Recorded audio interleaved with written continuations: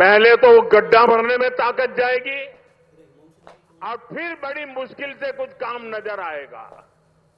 लेकिन मुझे भरोसा है दिल्ली में जिस टीम को आपने चुना, मेहनत करके पिछले कई दशकों से जो समस्याओं से गुजरे रहे हैं उसमें से दिल्ली को बाहर निकाल के रहेंगे। साथियों, ये सहयोग भी पहली बार बना है जब दिल्ली में, हरियाणा में, यूपी और राजस्थान चारों तरफ भाजपा सरकार है। ये दिखाता है इस पूरे क्षेत्र का कितना आशीर्वाद भाजपा पर है, हम सभी पर है। इसलिए हम अपना दायित्व समझकर दिल्ली एनसीआर के विकास में जुटे हैं।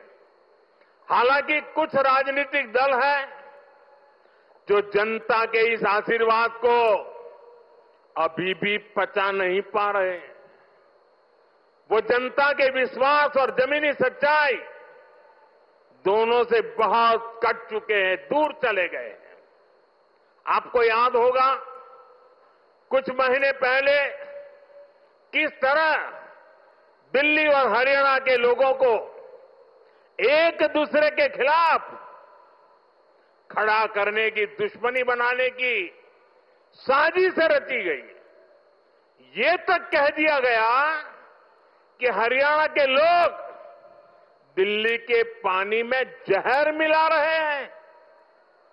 इस तरह की नकारात्मक राजनीति से दिल्ली और पूरे एनसीआर को मुक्ति मिली है। अब हम एनसीआर के कायाकल्प का संकल्प लेकर चल रहे हैं और मुझे विश्वास है ये हम करके दिखाएंगे। साथियों, गुड गवर्नेंस भाजपा सरकारों की पहचान है। भाजपा सरकारों के लिए जनता जनार्दन ही सर्वोपरि है। आप ही हमारा हाई कमांड है। हमारी लगातार कोशिश रहती है कि जनता का जीवन आसान बनाए। यही हमारी नीतियों में दिखता है, हमारे निर्णयों में दिखता है। हरियाणा में एक समय कांग्रेस सरकारों का था जब बिना खर्ची पर्ची के एक नियुक्ति तक मिलना मुश्किल था। लेकिन हरियाणा में भाजपा सरकार ने लाखों युवाओं को पूरी पारदर्शिता के साथ सरकारी नौकरी दी है। नायब श्री सैनी जी के नेतृत्व में ये सिलसिला लगातार चल रहा है। साथियों, यहां दिल्ली में भी जो झुग्गियों में रहते थे, जिनके पास अपने घर नहीं थे, उनको पक्के घर मिल रहे हैं। जहां बिजली, पानी, गैस कनेक्शन तक नहीं था, वहां ये सारी सुविधाएं पहुंचाई जा रही है। और अगर मैं देश की बात करूं तो बीते 11 सालों में रिकॉर्ड सड़कें देश में बनी है। हमारे रेलवे स्टेशनों का कायाकल्प हो रहा है। वंदे भारत जैसी आधुनिक ट्रेनें गर्व से भर देती है। छोटे छोटे शहरों में एयरपोर्ट बन रहे हैं। एनसीआर में ही देखिए कितने सारे एयरपोर्ट हो गए। अब हिंडन एयरपोर्ट से भी फ्लाइट कई शहरों को जाने लगी है। नोएडा में एयरपोर्ट भी बहुत जल्द बनकर तैयार होने वाला है।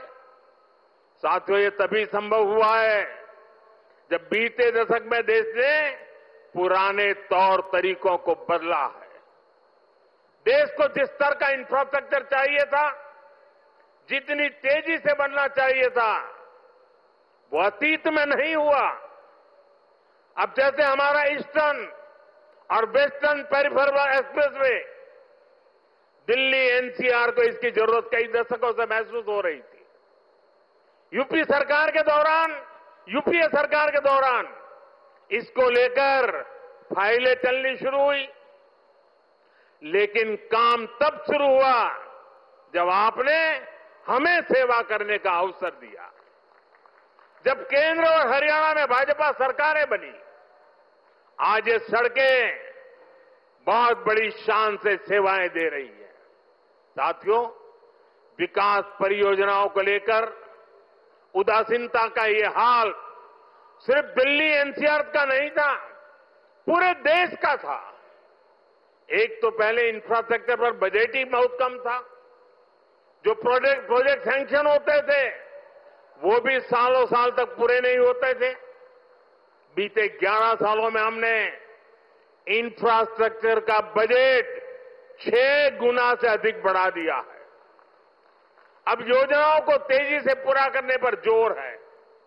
इसलिए आज द्वारका एक्सप्रेसवे जैसे प्रोजेक्ट तैयार हो रहे हैं। और भाइयों बहनों, ये जो इतना सारा पैसा लग रहा है, इससे सिर्फ सुविधाएं नहीं बन रही है, ये परियोजनाएं बहुत बड़ी संख्या में रोजगार भी बना रही है। जब इतना सारा कंस्ट्रक्शन होता है तो इसमें लेबर से लेकर इंजीनियर तक लाखों साथियों को काम मिलता है। जो कंस्ट्रक्शन मटेरियल यूज होता है उससे जुड़ी फैक्ट्रियों में, दुकानों में नौकरियां बढ़ती है। ट्रांसपोर्ट और लॉजिस्टिक्स में रोजगार बनते हैं। साथियों, लंबे समय तक जिन्होंने सरकारें चलाई है उनके लिए जनता पर शासन करना ही सबसे बड़ा लक्ष्य था। हमारा प्रयास है जनता के जीवन से सरकार का दबाव और दखल दोनों समाप्त करें। पहले क्या स्थिति थी, इसका एक और उदाहरण मैं आपको देता हूं। दिल्ली में, ये सुनकर के आप चौंक जाएंगे, दिल्ली में हमारे जो स्वच्छता मित्र है, साफ सफाई के काम में जुटे साथी हैं, ये सभी दिल्ली में बहुत बड़ा दायित्व निभाते हैं। सुबह उठते ही पहले उनको थैंक यू करना चाहिए। लेकिन पहले की सरकारों ने इन्हें भी जैसे अपना गुलाम समझ रखा था। मैं इन छोटे छोटे मेरे सफाई में बंधुओं की बात कर रहा हूं। ये जो लोग सर पे संविधान रख करके नाचते हैं ना,